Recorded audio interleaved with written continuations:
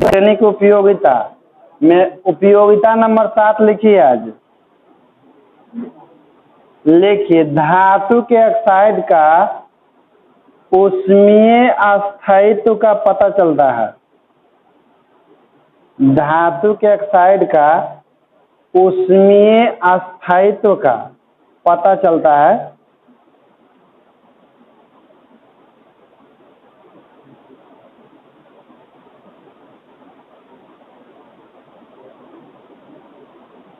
ऊष्मीय अस्थायित्व का पता चलता है। Paragraph change.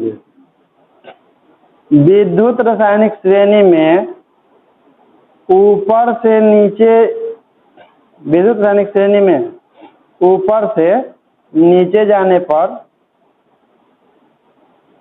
ऊपर से नीचे जाने पर तत्व का विद्युत धनात्मक गुण बढ़ते जाता है।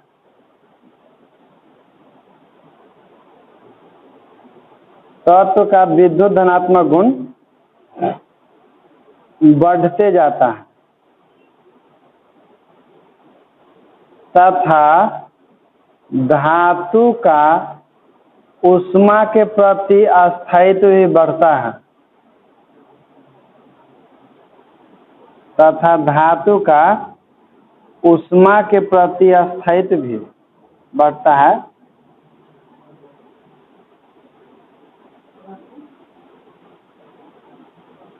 धातु का ऊष्मा के प्रति अस्थायित्व भी बढ़ता है।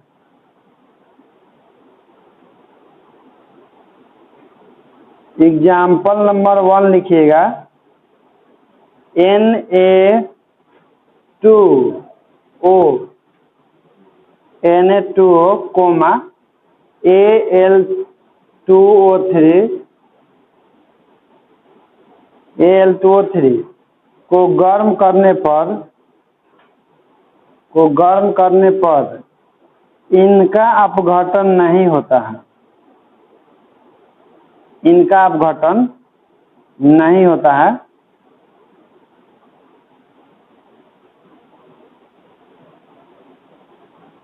इनका अपघटन नहीं होता। अपघटन कहने का मतलब कि इसमें सोडियम ऑक्सीजन अलग अलग, इसको गर्म कीजिएगा ना तो जरबो करेगा तो दोनों एक के साथ, जब भी रहेगा तो जरने के बाद भी दोनों Na2O के फॉर्म में रहेगा। वही माने जिए मरेंगे साथ, चाहे कितना मार लो चाहे जला दो। तो इसका लिख लीजिएगा Na2O, इसको गर्म करेंगे फिर Al2O3, इस सब के अपघटन नहीं होता है। अपघटन नहीं होता है कहने का मतलब कि टूट के अलग नहीं होगा, साथ ही रहेगा दोनों।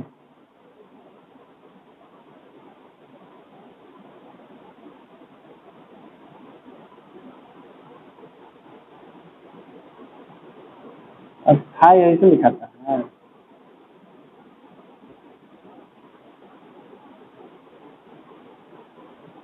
एग्जाम्पल बी में लिखिएगा।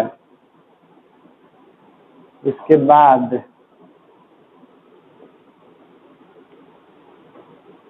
एग्जाम्पल बी बोले दूसरा नंबर लिखिए। Ag2O कोमा HgO को गर्म करने पर अपघटित हो जाते हैं। को गर्म करने पर अपघटित हो जाते हैं।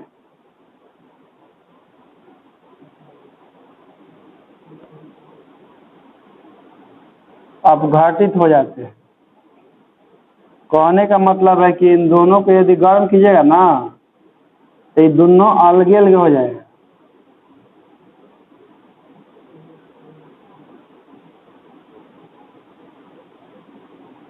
4Ag+O2 और 2HgO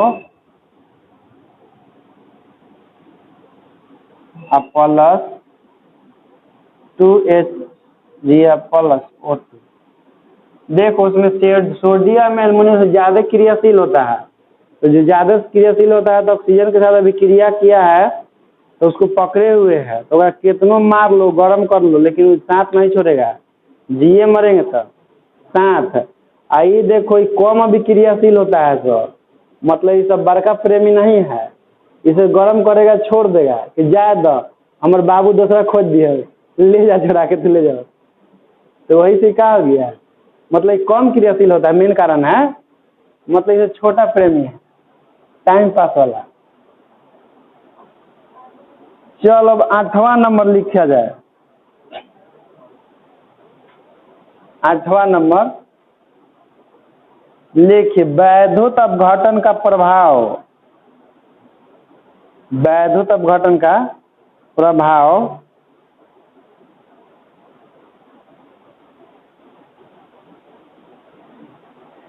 एकरा में ए नंबर लिखिएगा डैश देकर, यदि किसी विलयन में 2 या 2 से अधिक धनायन,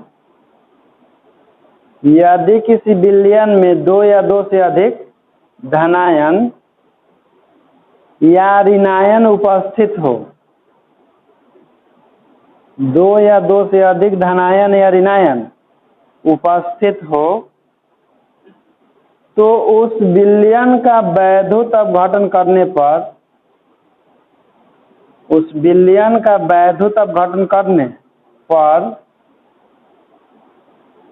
इलेक्ट्रोड पर वही आयन जमा होगा, इलेक्ट्रोड पर वही आयन जमा होगा जिसका मानक इलेक्ट्रोड विभव का मान उच्च होगा, जिसका मानक इलेक्ट्रोड विभव का मान उच्च होगा,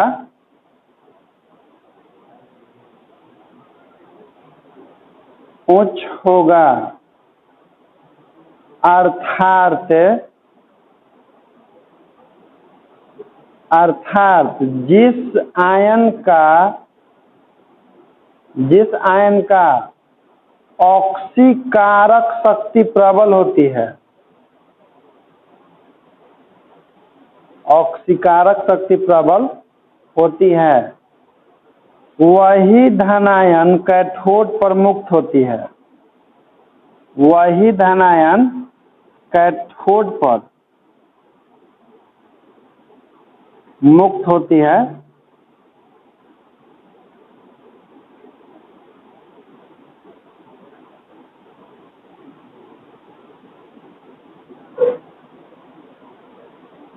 मुक्त होती है।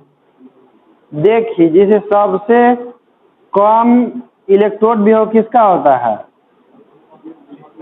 लिथियम का, ओकरा से थोड़ा ज्यादा, उसके नीचे सोडियम पोटेशियम है, तो कहने का मतलब कि कोई विलयन है, अब विलयन में मान लीजिए कि हम लिथियम प्लस भी डाल दिए हैं, सोडियम भी डाल दिए हैं और पोटेशियम भी डाल दिए हैं, तो लिथियम के जस्ट नीचे तो सोडियम होगा, की पेथी है पोटेशियम है, सोडियम है ना कि पोटेशियम है, पोटेशियम उसके नीचे ना, तो देखिए इसका ऑक्सीकरण विभव सबसे कम है और ओकरा से तनी से जाते एकर है और ओकरा जाते, तो तीनों आयन को, तीनों धनायन को एक विलयन में डाल करके एक में विद्युत धारा प्रवाहित किया जाएगा ना, तो सबसे पहले वही जाके जमा होगा जिसका इलेक्ट्रोड विभव का मान उच्च होगा, ठीक, सबसे कम तो लिथियम के है, ओकरा तनी जाते और ओकरा जाते, तो तीनों में हई जाके जमा होगा कहाँ पर,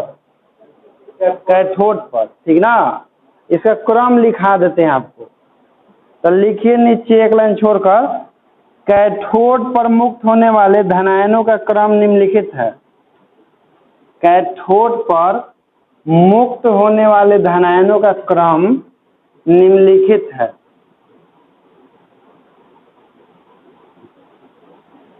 कैथोड पर मुक्त होने वाले धनायनों का क्रम निम्नलिखित है।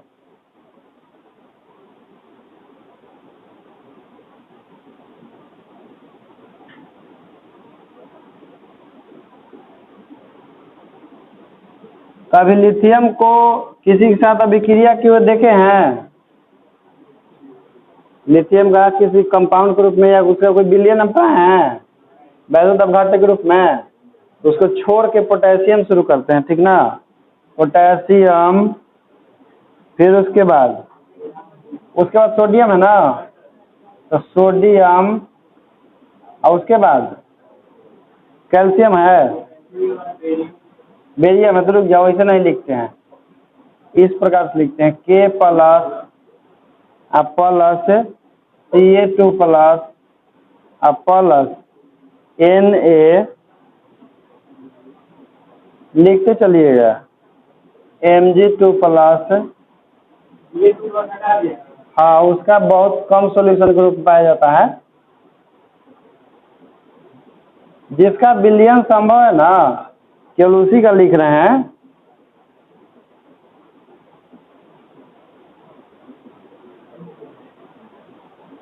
Al3 प्लस Zn, फिर इसके बाद Fe2 प्लस, फिर इसके बाद H प्लस से भी ज़्यादा होता है आपका कॉपर का इलेक्ट्रोड भी हो ज़्यादा होता है हाइड्रोजन से, ये बात मालूम है ना।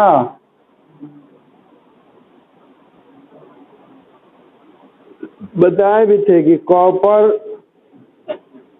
का इलेक्ट्रोड भी हो ज़्यादा होता है हाइड्रोजन से, तो कॉपर जो है हाइड्रोजन को किसी विलयन से विस्थापित नहीं कर सकता है।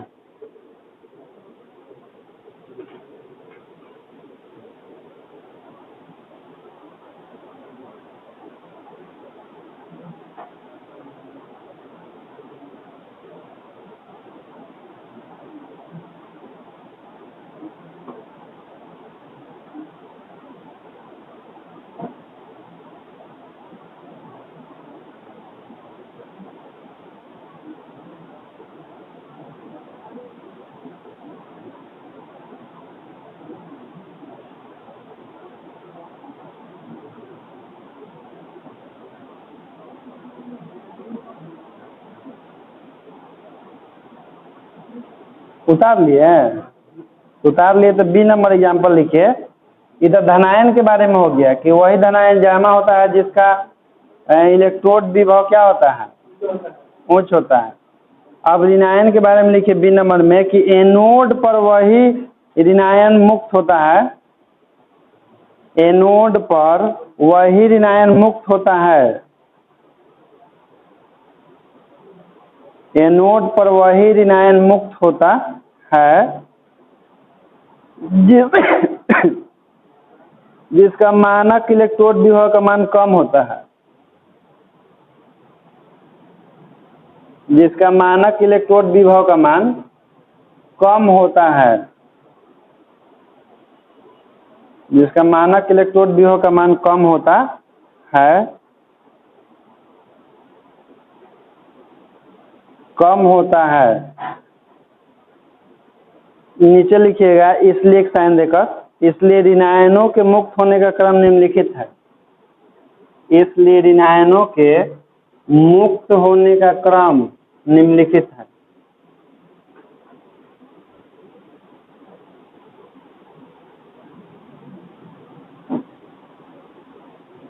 लिखिए SO4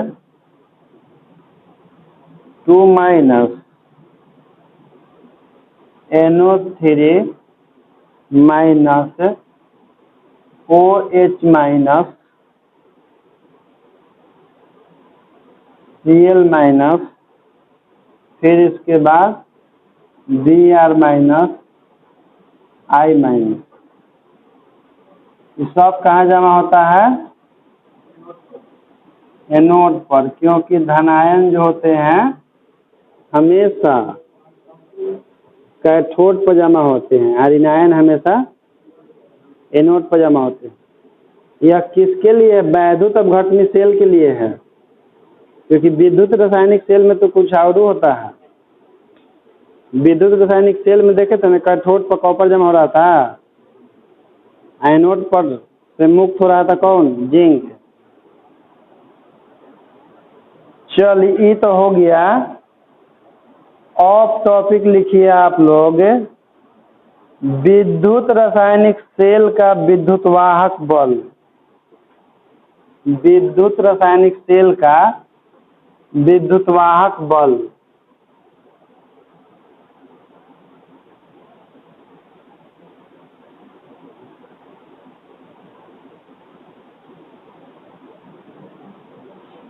विद्युत रासायनिक सेल का विद्युतवाहक बल लिखिए अंग्रेजी electromotive force of an electrochemical cell.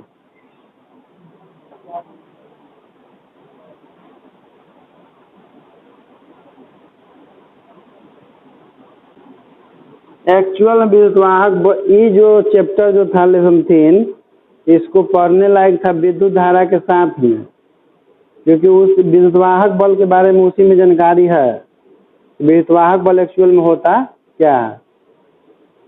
तो लिखिए electromotive force of an electrochemical cell. और विद्युतवाहक बल सेल का ही होता है और सेल मतलब कि बैटरी। चलिए लिखिए दे देकर इसमें था एनोड और कैथोड के विभव को एनोड और कैथोड के विभव को एनोड और कैथोड के विभव को क्रमशः ऑक्सीकरण एवं अवकरण विभव कहते हैं। ऑक्सीकरण एवं अवकरण विभव कहते हैं। इन दोनों विभवों के बीजगणितीय योगफल को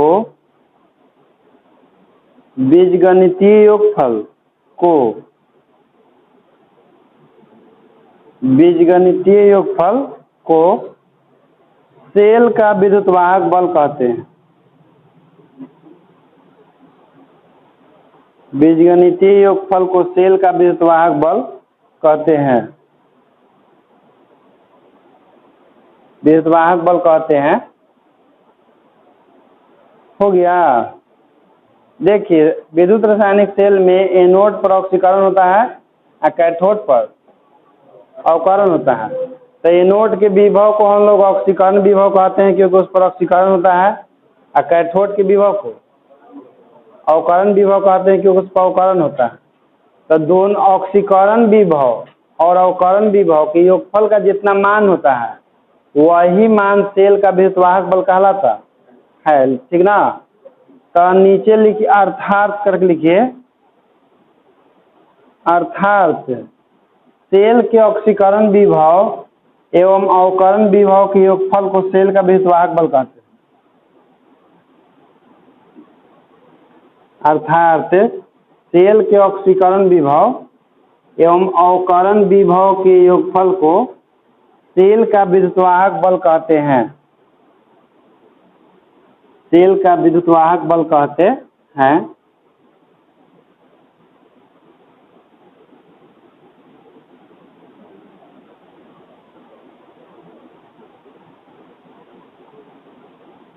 जैसे में लिखिएगा Zn ये हो जाएगा Zn2 प्लस और प्लस 2 गो इलेक्ट्रॉन। तो बताइए ऑक्सीकरण हो रहा है कि अवकरण हो रहा है? त्याग रहा है ना, जिंक 2 इलेक्ट्रॉन त्याग रहा है तो ऑक्सीकरण हो रहा है ना। तो ये हो गया ऑक्सीकरण विभव को हम लिख देंगे ऑक्स। ठीक ना। हाँ लेकिन वो मानक हो जाएगा, वो मानक ऑक्सीकरण विभव हो जाएगा। उस पर नोट कब देते हैं ऊपर? मानक होता है तब।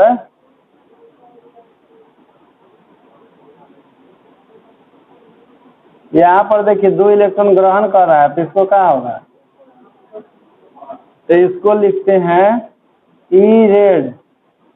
ये क्या हो जाएगा? अवकरण विभव। और दोनों का जो योगफल होगा वही क्या हो जाएगा? सेल का विद्युतवाहक बल। तो देखिए जानबे करते हैं कि तिरछा तिरछी में कटता है तो क्या हो जाएगा? Zn प्लस CO2 प्लस, इधर क्या हो जाएगा Zn2 प्लस प्लस सी। ये दोनों का देखिए योगफल कितना आएगा ई ऑक्स प्लस ई रिडॉक्स, यही होता है EMF। EMF का मतलब होता है इलेक्ट्रोमोटिव फोर्स, यानी कि विद्युत वाहक बल। क्योंकि परिभाषा बताए हैं कि ऑक्सीकरण विभव और अवकरण विभव के योगफल को सेल का विद्युतवाहक बल, तो ई ऑक्सीकरण और प्लस ई रिडॉक्स बराबर सेल का विद्युतवाहक बल।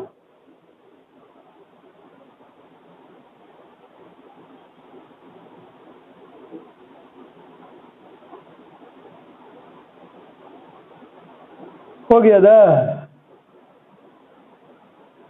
अच्छा बताइए, जो आपको डेनियल सेल पढ़ाए थे ऐसा पढ़ाए थे ना, Zn plus CO2 plus plus Zn2 plus plus Cu arrow sign देकर, तो इसमें विद्युत धारा का प्रवाह एनोड से कैथोड की ओर हो रहा था कि कैथोड से एनोड की ओर? सोच के बोलिएगा। डेनियल सेल में विद्युत धारा का प्रवाह किधर से किधर होता है? एनोड से कैथोड की ओर ना। इलेक्ट्रॉन का प्रवाह, गलती नहीं बोल रहे हैं, एनोड से जाता था कैथोड की ओर इलेक्ट्रॉन न जी, अब विद्युत धारा जाता था कैथोड से, तो उल्टा हुआ ना, तो गलती बोले ना। नोट लिखिए, गैल्वेनी सेल में नोट है, गैल्वेनी सेल में बाहरी परिपथ में इलेक्ट्रॉन का गमन, गैल्वेनी सेल में बाहरी परिपथ में इलेक्ट्रॉन का गमन एनोड से कैथोड की ओर होता है। गैल्वेनी सेल में बाहरी परिपथ में इलेक्ट्रॉन का गमन एनोड से कैथोड की ओर होता है।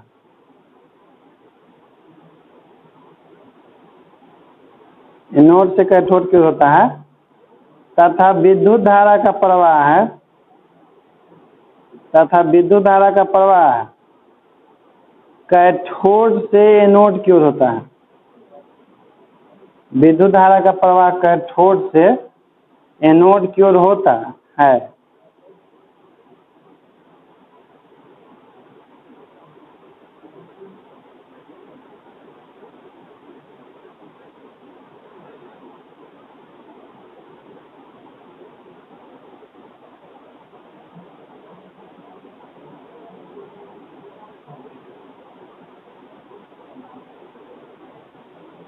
ये हो गया ना।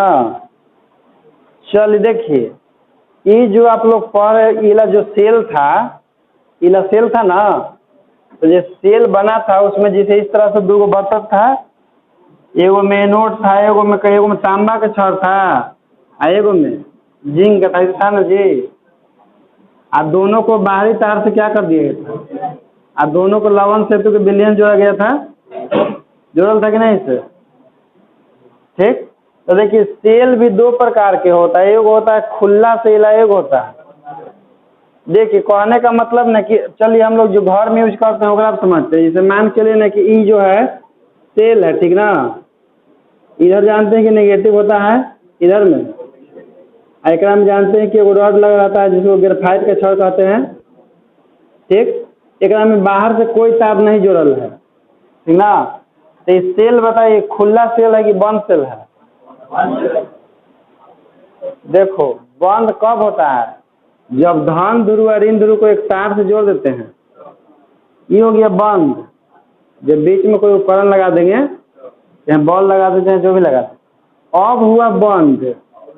ओती को चीज था, तो जितना भी बैटरी ऐसी रखल है वो सब के सब किस में गिनाता है? ओपन सेल में गिनाता है। और बंद सेल कब कहलाता है? जब धन ध्रुव ऋण ध्रुव कनेक्ट हो जाता है किसी तार से, तब, ठीक ना। तो वो अब आपको पढ़ना है खुले सेल का विद्युतवाहक बल। जैसे अभी जो आप पढ़े हैं ना, ई ऑक्सीकरण प्लस ई रिडॉक्स, ये बंद सेल था। बंद सेल मतलब कि एकरा में तार जुटल था, इससे देख रहे हैं तो बाहरी पर तार नहीं जुटल है, ये तरवा हटा देंगे तो क्या हो जाएगा, ये खुला सेल हो जाएगा, क्योंकि इसमें धन और ऋण जुटा हुआ नहीं है। तब हम लोग को खुला सेल के विद्युत वाहक बल पढ़ना है, बंद सेल के नहीं। अब देखिए धन ध्रुव ऋण ध्रुव नहीं जुटा हुआ है तो इसमें विद्युत धारा का प्रवाह हो रहा है, नहीं हो रहा है। लेकिन जैसे धन ध्रुव ऋण ध्रुव को जोड़ दीजिएगा तो विद्युत धारा का प्रवाह होना।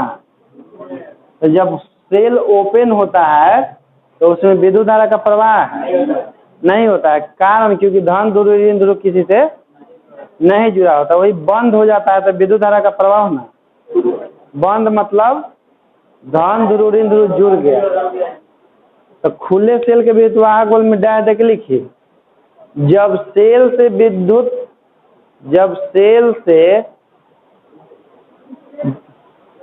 खुले सेल लिख रहे नहीं दिए, तो खुले सेल लिख रह दीजिए, उसके बाद लिखिएगा खुले सेल का विद्युत वाहक बल। खुले सेल का विद्युत वाहक बल अंग्रेजी होता है उसका EMF of open cell, EMF of open cell.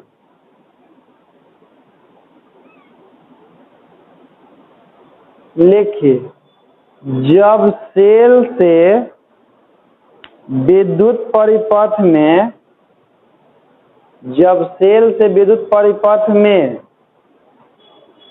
कोई धारा प्रवाहित नहीं हो, जब सेल से विद्युत परिपथ में कोई धारा प्रवाहित नहीं हो रही हो तब दोनों इलेक्ट्रोडों के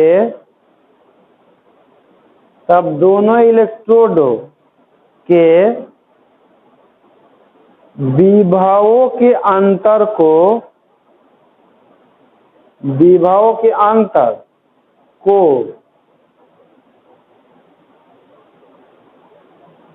को खुले सेल का विद्युत वाहक बल कहते हैं।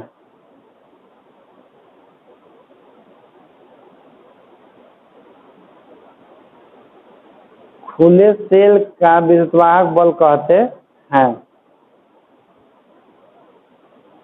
Paragraph change.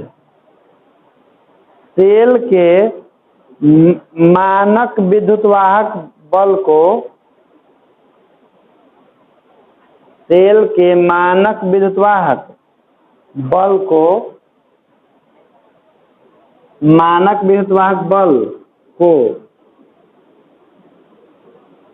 E0 सेल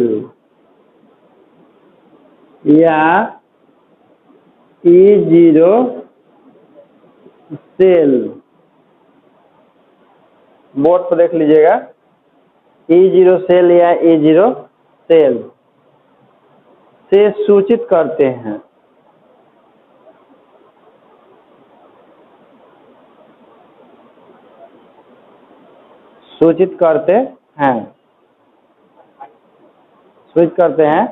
कहने का मतलब है ना कि जब सेल क्या हो, खुला हो, तब दोनों भी इसका निकालना विद्युत वाहक बल, तो धन ध्रुव और ऋण ध्रुव के विभवों का क्या निकालिए, अंतर निकालिए। और जब बंद रहे तो दोनों का योगफल निकाला जाता है, तब जाके निकलता है। बंद सेल मतलब विद्युत धारा प्रवाहित हो रहा है तब, खुला मतलब विद्युत धारा प्रवाहित नहीं हो रहा है तब। तो इसका फॉर्मूला लिखिए, बता रहे हैं, रुक जाइए। फॉर्मूला लिखिए, E0 सेल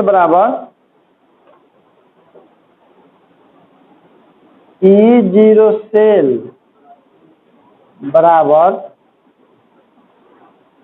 कैथोड का मानक इलेक्ट्रोड विभव माइनस एनोड का मानक इलेक्ट्रोड विभव। कैथोड का मानक इलेक्ट्रोड विभव माइनस एनोड का मानक इलेक्ट्रोड विभव।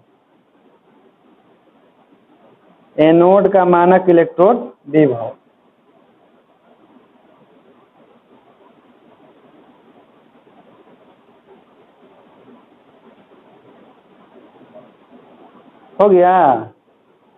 देखिए क्या बोले, कैथोड का मानक इलेक्ट्रोड विभव माइनस तो देखिए जैसे मानक इलेक्ट्रोड विभव लिखना है, ठीक, तब लिखते हैं E0, लेकिन कैथोड का ना, तो C लिखेंगे कैथोड के लिए, ये कैथोड के शुरुआत C होता है ना, एनोड का इलेक्ट्रोड विभव होता है E0, यहाँ पर क्या लिखेंगे एनोड, E हो गया फार्मूला निकालने के लिए मानक इलेक्ट्रोड विभव, कब जब सेल खुला हो तब, यानी कि जब रखल होता है तब। देखिए देखिएगा सेलवा ना लेके, देखिए लिखल होगा EMF बराबर 5 वोल्ट चाहे 10 वोल्ट, ऐसे लिखा हुआ रहता है, हो गया ना। इसके नीचे लिखिएगा कि सेल के निरूपण में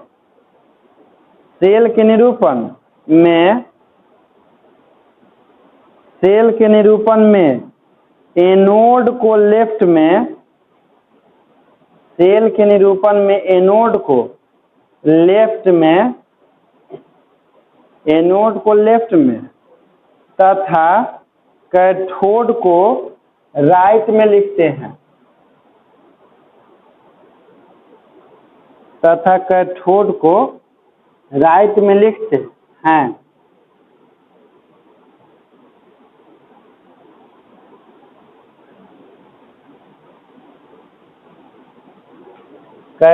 को राइट में लिखते हैं। देखिए कहाँ बोले हैं, जिस सेल का निरूपण तो अभी आप लोग पढ़ाया नहीं है कि सेल का निरूपण करते कैसे है, लेकिन इतना कल याद रखिए कि जब हम लोग सेल का निरूपण पढ़ेंगे समीकरण के माध्यम से, तो उसमें कैथोड को लिखा जाता है दाहिने साइड में, एनोड को लिखा जाता है। जैसे देखिए आपको एग्जाम्पल तौर बताते हैं, जैसे देखिए मान लीजिए कि हमको ये वाला अभिक्रिया है ना, तो इसमें एनोड के काम कौन करता है, बस एनोड के काम करता है जिंक। तो देखो ऐसे लिखाता है जिंक का विलयन, और फिर 2 लाइन बीच में दिखाता है, क्योंकि ई अलग बर्तनों में था ना, और फिर यहाँ से अलग में सब है ना, फिर ऐसे लिखाता है CU प्लस, और तब जाकर लिखाता है CU। तो देखो तो ई वाला तो हम लोग जान है कि एनोड है, जेड एनोड काम करता है ना, ई वाला। तो देखिए तो ई वाला हो गया बीच पॉइंट, यहाँ से किन्ने है, राइट में है कि लेफ्ट में है, जैसे इधर देखो हमारा तरफ देखो, राइट है, मेरा देखो किधर है, राइट में है। आई कौन सी काम कर रहा है, एनोड है, यानी कि ए बराबर आर समझ लो, ठीक ना। आई किधर है, लेफ्ट में, आई कौन सी काम करता है, सी बराबर। तो देखो वही लिखना है एकरा में, समझा। ई सेल बराबर फार्मूला देखो क्या होता है, और जिसे आप लोग मेरे तरफ मुंह करके बैठे हुए न, तो लगेगा न कि एनोड को लेफ्ट में और कैथोड को राइट में लिखते हैं, ठीक नहीं ना, ठीक। तो कैथोड को राइट में लिखते हैं, उल्टा लिख दिया। तो चलो इसको छोड़ो, जब सेल पर आएंगे तो पढ़ा देंगे। यहाँ पर सुधार लीजिए खाली, मतलब फार्मूला लिख लीजिए, सुधारना कुछ सब सही है, गलत नहीं है। यहाँ लिख लीजिए, यहाँ पर हो जाएगा आर, यहाँ पर हो जाएगा एल।